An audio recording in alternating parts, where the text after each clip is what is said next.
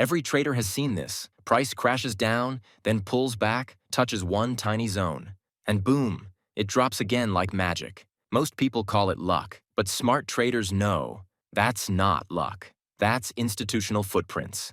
Today, I'll show you how to catch those footprints, step by step, and trade exactly from where the big players enter. So let's break it down. All right, traders, let's make this simple. Supply and demand in trading come from areas called zones. A demand zone forms before a strong move up. Price moves sideways for a bit. That's where big buyers step in, then shoots higher. So when price comes back there later, it's seen as a discount area to buy again. A supply zone is the opposite. Price pauses before a big drop. That's where heavy selling came in. When price revisits that area, it's seen as a premium level to sell from. So, in short, buy at demand zones, sell at supply zones. They show you where real buying and selling pressure entered the market, and that's where the smart money moves first. Okay, many traders make mistakes when drawing supply and demand zones. They mark zones without understanding whether they're high quality or not. A crucial rule in supply and demand trading is that a valid zone must show imbalance. That's what makes it powerful. Now look at this chart. You can see bearish momentum, right? So here we notice what looks like an order block, and we draw a supply zone from it. Why do we mark this area? Because this high created a strong bearish impulse, and there's also an imbalance. A price gap where a wick didn't fill. That imbalance, followed by a strong move downward, confirms this as a strong and unmitigated supply zone. Next, observe this doji candle beside it. If we mark that candle as a supply zone, it would have also been unmitigated at first. But since the structure was bearish and gave a pullback, it got mitigated. After that mitigation, price again gave a large bearish push, which created a new fresh supply zone. Now, since this new zone is fresh and unmitigated, the price is likely to pull back to it and continue the bearish impulse. When price taps a fresh, unmitigated supply zone for the first time, you can confidently place a sell limit order. Here, we were confident, so we placed a sell limit, set our stop loss just above the zone, and kept our target at the swing low. As expected, the price tapped our supply zone, triggered the entry, and directly hit the target. This shows the importance of identifying high-quality zones. As soon as price touched it, a strong bearish candle followed, confirming our bias. A doji formed afterward, followed by another large bearish candle. Then, for a confirmation entry, price pulled back again and gave a break of structure, confirming continuation. If you extend the same supply zone to the right and price pulls back again later, you might think about taking another sell. But remember, since the zone has already been mitigated, that reaction might be weak or short-lived. Price may react slightly, give a pullback, and rise again, creating the illusion of a strong supply zone. But eventually, that zone will break, the structure will shift bullish, and a new demand zone will form. Once price taps that demand zone, it's likely to go up again. Always take entries on the first tap of a fresh and high-quality zone, whether it's supply or demand. A high-quality zone has these three elements: strong momentum, either bullish or bearish, break of structure confirming strength, imbalance present, and the zone must be unmitigated. That's what defines the strongest fresh zone, and it has the highest probability of working on the first tap. Understood? As you can see, the structure is bearish, and a bearish break of structure has occurred. In a bearish market, we should only focus on supply zones, because we're looking for selling opportunities. Now, if we look from the top, there are no fresh supply zones left. Everything here, this one, and this one, has already been mitigated. From the last doji candle, two large bearish candles moved away. So, if we mark that doji as a supply zone, price may pull back and react again from it. But since price has already reacted once, this too becomes a mitigated zone. From this entire upper area, every supply zone is mitigated, meaning price is unlikely to return there. Now, if we look closely, a strong bearish move started from an inverted hammer, and there's also imbalance left behind. That makes it a fresh supply zone, so we'll draw that candle as our active zone. Alongside that, another candle's high was swept for liquidity, followed by a strong bearish move. This candle also has imbalance, so it too qualifies as a fresh supply zone. Now we have two supply zones, both valid. But which one will hold? To find out, we'll wait for price to pull back into these zones. Once it does, we'll observe how the candles behave, their size, strength, and reaction, to determine which zone is strong and which is weak. Now look here. A large bullish candle pierced through the first supply zone and even broke a wick. That means this zone failed,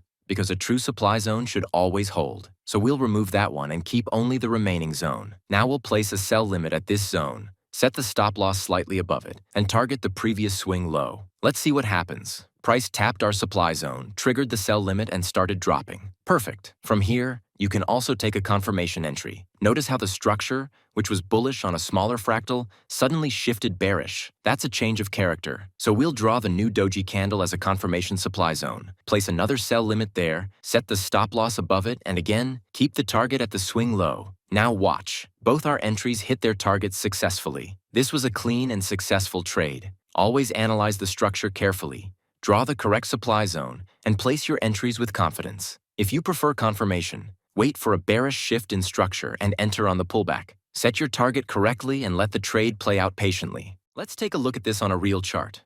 Here, the market is clearly in a downtrend, creating lower lows and lower highs, meaning sellers are in full control.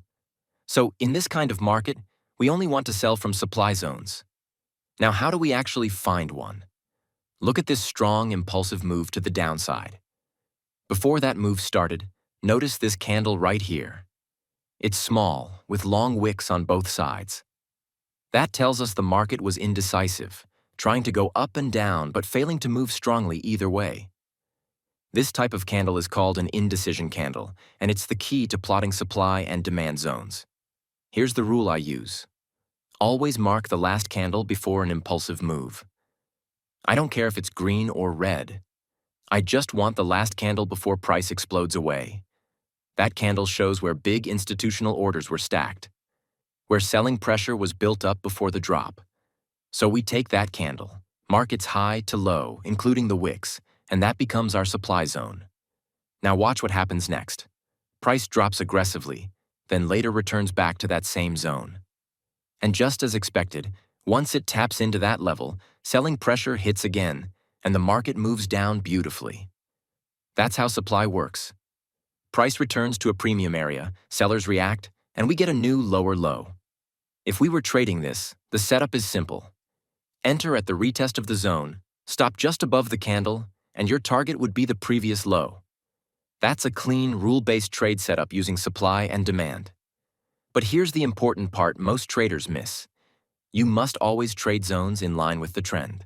In a downtrend, focus only on supply zones. Ignore demand completely, because if you keep buying every demand zone in a falling market, you'll just keep getting stopped out. Now let's flip it. When the market starts creating higher highs and higher lows, that's an uptrend. In that case, we do the opposite. We only buy from demand zones, not sell supply. So, simple rule. Downtrend sell from supply uptrend. Buy from demand. And that's exactly how you keep your trades aligned with the real direction of the market. Clear, clean, and completely logical. Here the structure is bearish, forming lower lows and lower highs, which clearly indicates a downtrend. In a bearish trend, we should focus only on supply zones for selling opportunities. Now observe this part. After a period of consolidation, the liquidity above the consolidation high was taken by this wick, followed by a strong bearish candle. Then price made a pullback and once again dropped sharply with another bearish candle. Ideally, our supply zone would be here. However, notice the small doji candle and the imbalance above it. The key point is that after this imbalance was filled, price again produced a strong bearish move, confirming that the previous supply zone failed. So we'll now draw the recent supply zone as our active one. This becomes our strongest and most valid zone. From here, we'll look to sell, setting our target at the next swing low. As you can see, price continues to trend strongly downward. Later, another doji candle formed, showing indecision. We'll draw this candle as a new supply zone, then again look to sell from that area and set our target. Soon after, a break of structure, BOS, occurred, confirming continuation.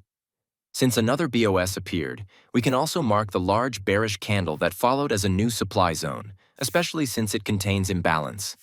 We'll wait for a pullback into that zone and then look to sell again. However, notice what happens next. After the pullback, price broke through our supply zone. When that happens, it means the zone has failed. All previously mitigated supply zones are now invalid, and since the last one also broke structure, it confirms that bearish momentum has weakened. At this point, the market structure has shifted from bearish to bullish. This means our trend direction has officially changed. We are now in a bullish trend. From this moment, we will ignore all supply zones and instead focus only on demand zones. Now notice this indecision candle here. From that candle, a strong bullish impulse began. We'll mark that candle as our demand zone, wait for price to pull back, and then place a buy limit with our stop loss below the zone and target at the next swing high. After waiting for the pullback, watch how the price reacts. It taps our demand zone and gives a strong bullish reaction, creating a new break of structure. We'll then draw another fresh demand zone, wait for a pullback again, and continue buying in the direction of the bullish trend. Always follow the structure. It tells you when to shift your bias. In a bearish trend, focus on supply zones. When the structure shifts bullish, shift your focus to demand zones. Always trade in the direction of the current structure and wait for fresh, unmitigated zones before entering. I hope you found this helpful. Practice these concepts before trading with real money. See you in the next video. Don't forget to like, subscribe, and comment below.